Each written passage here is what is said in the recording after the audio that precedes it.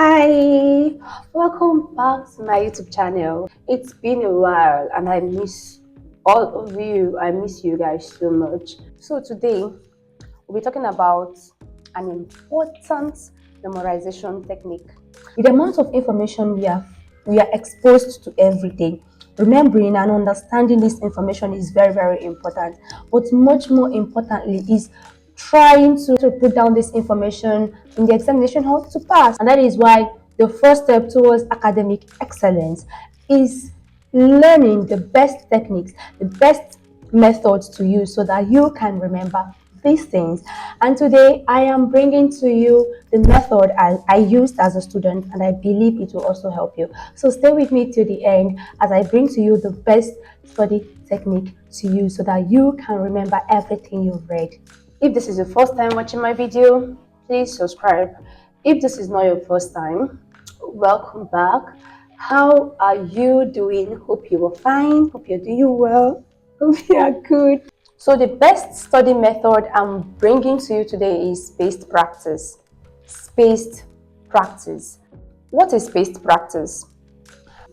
Spaced practice simply involves spacing out your study time so that you can achieve better retention. Okay, you are spacing out your study time. You're studying a particular material, you're studying a particular slide, you are studying a particular thing, and you are spacing the timing out instead of packing everything together. So that is spaced practice.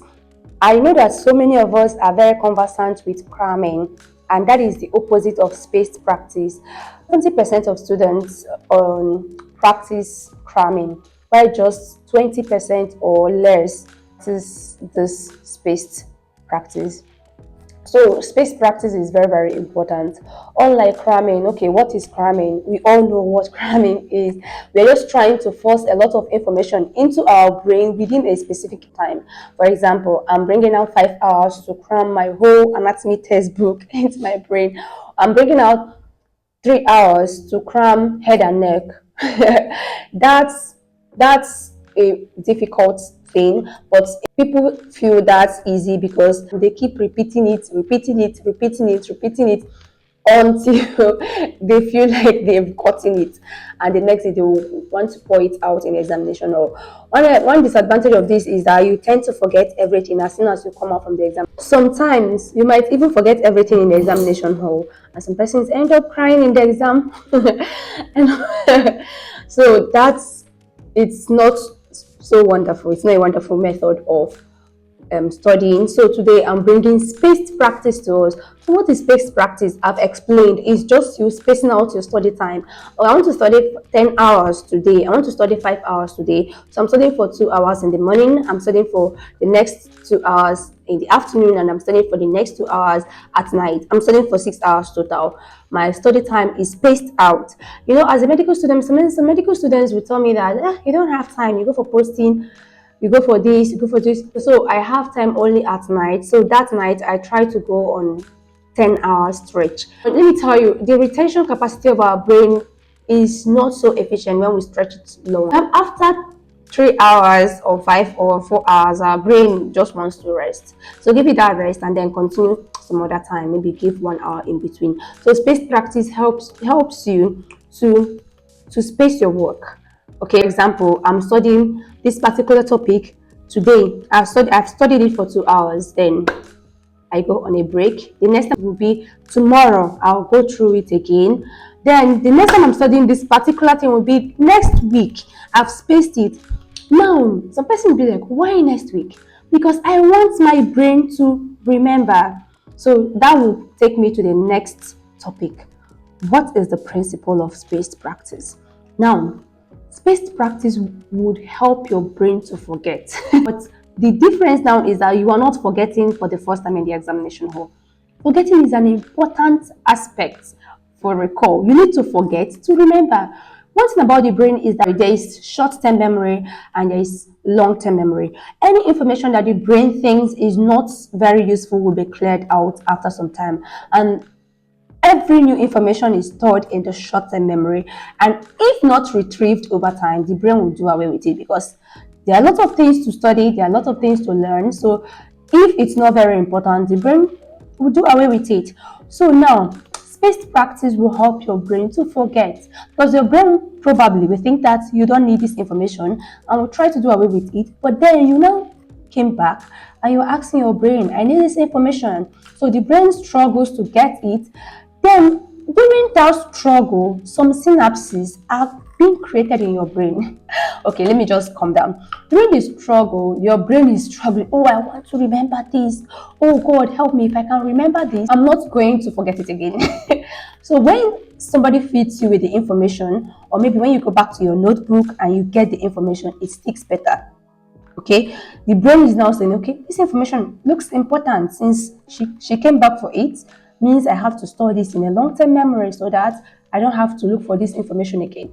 Do you see the technique? So spaced practice helps our brain to forget, so that by the process of forgetting it, we remember it, and when we remember it, it's now being transferred from our short-term memory to our long-term memory. If you want to start using this method, you have to start early. Don't start this method few days to your exam. Start early. Once the semester starts, start. This is always my code. Don't wait till the examination timetable is out before you start reading. Once the semester starts, start. Once there is a new session, start. So when you start and you've gotten your slides and everything, so if you want to pick a topic, for example, okay, I want to read for 5 hours and I want to read different topics, and oculomotor nerve is one of them. So I'm spacing out my study time. Instead of stretch 5 hours, I'm reading 2 hours. Okay, I've explained this before. So now oculomotor nerve, I'm reading the origin, the cause, the muscle that it supplies and all. So after reading everything now, after 2 hours, I want to try to recall what I've read. Now, mind you, cramming we want to keep for 5 hours, but spaced practice, we read it once, drop it, do another thing, come back the next 2 hours, tries to recall it. The person might just recall like 50% or 70%, drops it, read it again, and then come back the next 10 hours. Person tries to remember, forgets some, goes through it again, drops it. The next time will be the next day. Do you understand? The next time will be the next day. You try to remember, okay, I write oculomotor nerve, what is that again? I've forgotten. So you are trying to remember now. Then after that day, it should be next 3 days. You try it again. Do you understand? Then after that, it should be next week. After 7 days. After the 7 days, after next 7 days. This will make this information to stick for life. You will never forget it. I'm telling you, it will stick for life. Even if you are sleeping, they wake you up, you will still produce this information 100%. So this is how spaced practice work. Try it this week and tell me if it worked for you. Of course, some students like it does not work for me, it works for me.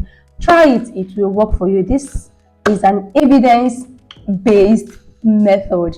So don't say it does not work for me. It works for everybody. Just try it. Try it and tell me how it was for you in my comment section. Thank you for staying to the end. Bye.